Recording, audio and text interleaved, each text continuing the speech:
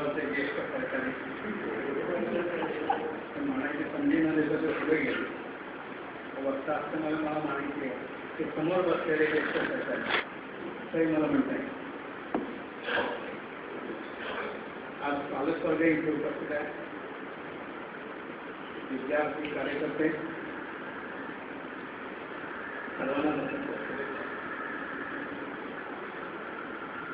मला जेव्हा एका ज्येष्ठ कार्यकर्त्याने फोन केला तुम्हाला बोलायचं तर आम्ही असं म्हटलं की तुम्ही बोललं पाहिजे आणि आम्ही ऐकलं.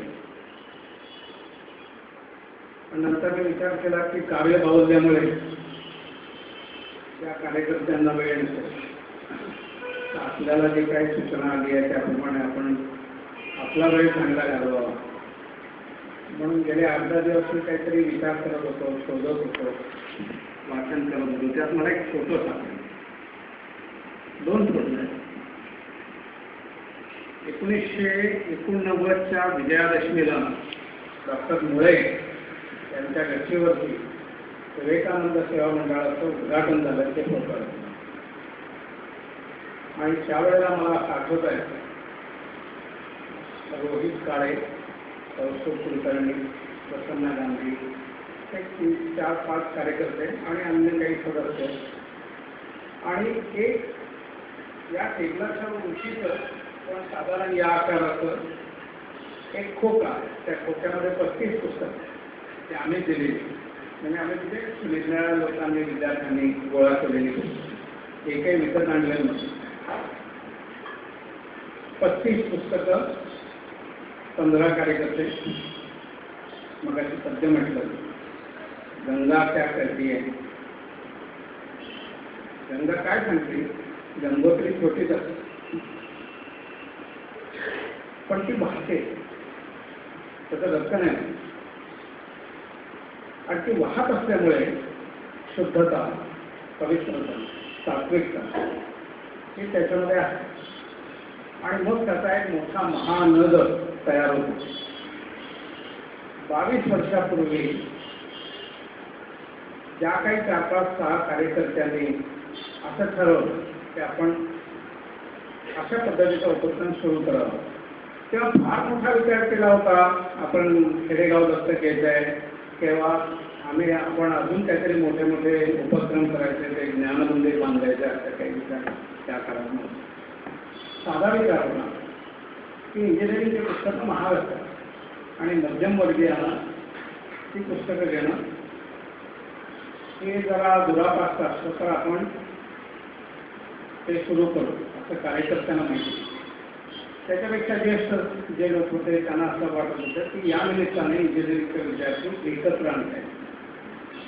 मग त्याच्या आधी काय होतं का, त्याच्या आधी होतं मुष्टीभर धान्य योजना नावाची एक योजना इथे काही कॉलेज विद्यार्थी, इंजिनिअरिंगचे विद्यार्थी चालवतो. शाळांमधनं प्रत्येक विद्यार्थ्याला एका दिवशी एक मूलभर धान्य आणायचे होते आणि ते गोळा करायचं सगळ्या शाळांमधनं आणि मग ते आदिवासी भागामध्ये पोचलं करायचं. मग मंडळ आलं, तेही कार्यकर्ते मंडळात सामील झाले. गजानन नाटक होता जो मुष्टीभर धान्य योजनेचा कार्यकर्ता. मग काही रद्दी प्रकल्पाचे कार्यकर्ते एकत्र आले. हे सगळे उपक्रम तिकडे सुरू झाले आणि मग कधीतरी कोणीतरी कुठल्या तरी गावाला गेलं किंवा त्याच्या कामाच्या ठिकाणी तिथला माणूस आला, त्याच्यामुळे काही खेडेगावांमध्ये ओळखी झाल्या. मग आपण असं केलं तर काय होईल की आपण ते खेडेगावांमध्ये जातो आणि मग असं ते लोकशिक्षण, कार्यकर्ता शिक्षण सुरू झालं. तुम्ही बघा, विचार करा आणि मग तुमच्या मनामध्ये जी काही स्वप्न येतील आणि कल्पना येतील त्याप्रमाणे ती स्वप्न प्रत्यक्षात आणण्यासाठी सर्वांमध्ये विचार करा. जे असेल आवाक्यात किंवा आवाक्या बाहेर ते आवाक्यात आणण्याचा प्रयत्न करू. असं म्हणता म्हणता ही नॅचरल ग्रोथ सुरू होती. नैसर्गिक. आधी काय असं ब्लू प्रिंट तयार केलं आहे की पहिल्या फेजमध्ये एक करायचं, दुसऱ्या फेजमध्ये एक करायचं, असं काही नाही. सेकंड फेजमध्ये बरेच काही कार्यकर्ते अजून फिरून आहेत. फर्स्ट फेजचे कार्यकर्ते कुठे कुठे आकाशात आहेत, खूप मोठ्या पोस्टवर आहेत. मंडळ त्यांना आठवलं तरी आपलं भाग्य सांगायला हरकत नाही. पण सांगण्याचं तात्पर्य असं आहे की आपला विकास होतोच आहे आणि त्या विकासातून आपला आनंद प्राप्त होतोच आहे, पण त्याचबरोबर मंडळासारखी एक चांगली ॲक्टिव्हिटी, सजीव ॲक्टिव्हिटी ही चालू राहते, त्याचा फायदा इतका नाही. संकुचितपणे जगणाऱ्या विश्वामध्ये असा थोडा आपल्या परिघीच्या बाहेर जाऊन विचार करणारे कार्यकर्ते लाभले, म्हणून मंडळ आजच्या अवस्थेला पोहोचले. त्यांच्याबद्दल कृतज्ञता आहे. अशा ॲक्टिव्हिटीज राहतात म्हणूनच जग करतं असं फार मोठ्या विचारवंतांचं म्हणणं आहे. आपण रोज पेपर उघडलं तर 99% गोष्टी अशाच वाईट दिसतात, पण ते जग चालवत नाही. कुठे लुटालूट झाली आहे, कुठे बलात्कार झाले, कुठे कोणीतरी घोटाळे झालेत मोठे, पण त्याच्यामुळे जग नाही चालत. जगाला जी प्राण शक्ती लागते ती शक्ती चांगल्या विचारांच्या, कार्यकर्त्यांच्या कडून प्राप्त असते. एकाच साच्यातलं कार्य असतं असं नाही, असे असंख्य कार्य उभे राहतात आणि ती काळाची गरज असते. आपण अवतार संकल्पना म्हणतो. मी जर विचार केला तर नेहमी असं वाटतं की आजचे काही मथळे आपण रोज टीव्हीवर बघतो, टायटल किंवा पेपरमध्ये मथळे वाचतो.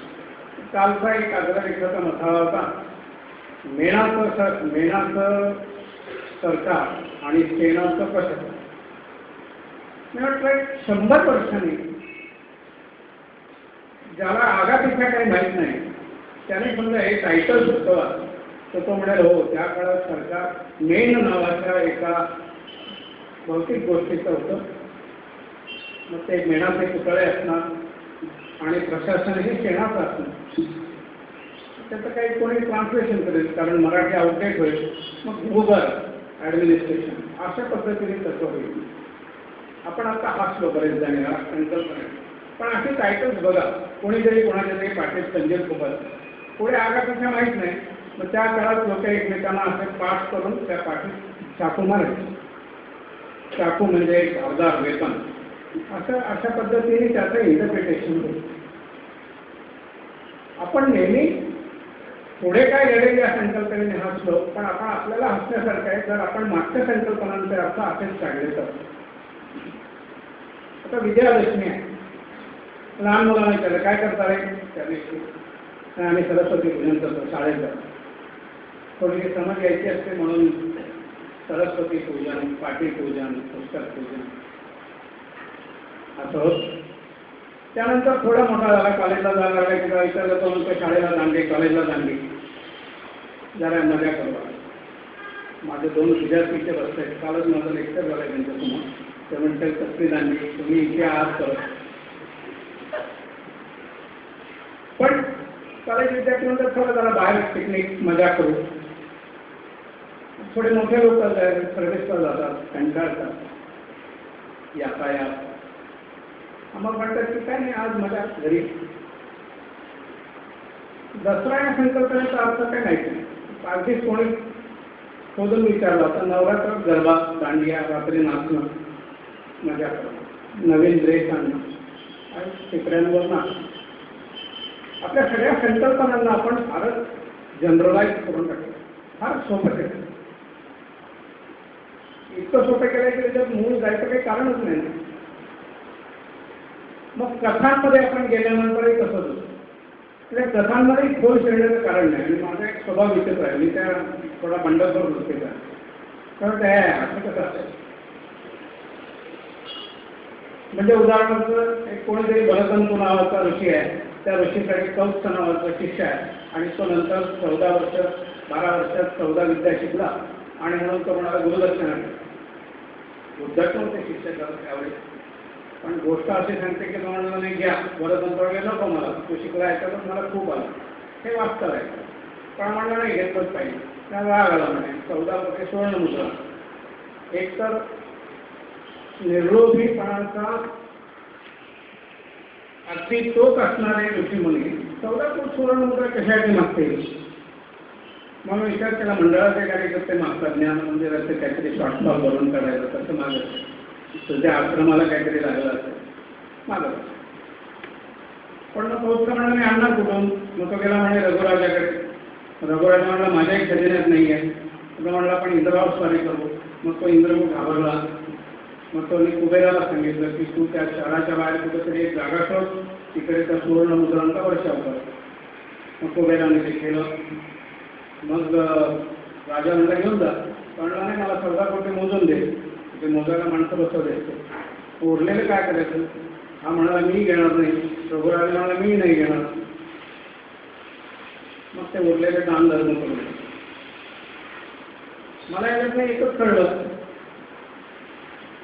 की असं काहीतरी होऊन त्या सुवर्णमुद्रा आल्या तर लोक म्हणतात आपट्याची कानं म्हणजे त्या सुवर्णमुद्रा आहेत, मग ते सोनं लुटा.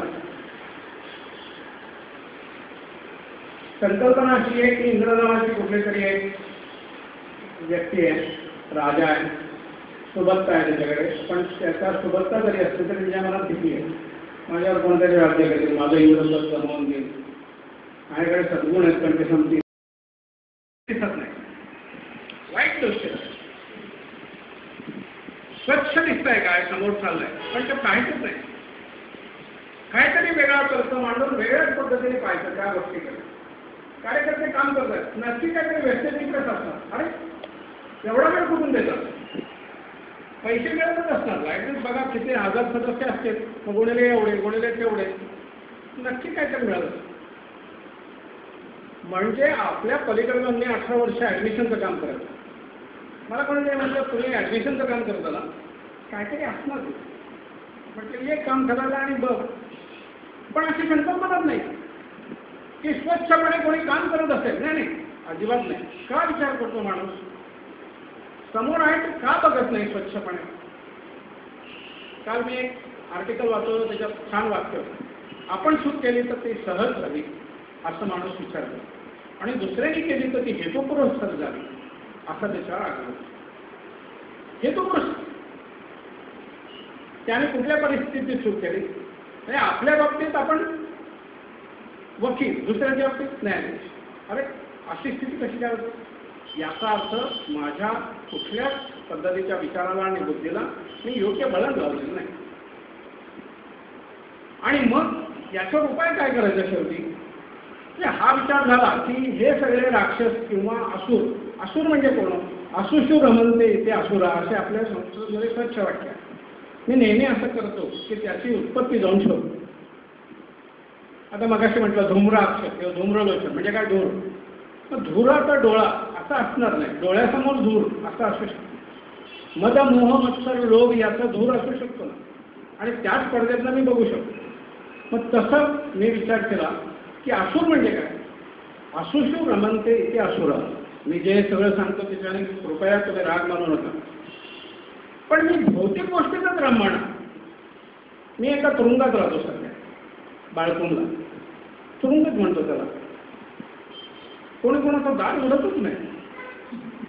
सगळं काय आहे ते आतमध्ये आहे. आतल्या खोलीत कंटाळाला, बाहेरच्या खोलीत टीव्हीला, टीव्हीचा कंटाळाला तिसरीकडे जा मिनी थिएटर आहे. अजून कंटाळाला माणसं तरी एकमेकांशी बोलतात कोणाला नाही. प्रत्येकाने खोली वाटून घेतली. शेजारी कोण राहतं माहितीच नाही. गेल्या 4 महिन्यात 2च शेजाऱ्यांशी माझी ओळख झाली. ते म्हटलं आपण सकाळी फिरायला जावं, जेवढे भेटतं त्यांना नमस्कार करा. 3 दिवस कोणी त्याला प्रतिसादच देत नाही. आपली भाषा चुकली काय म्हणून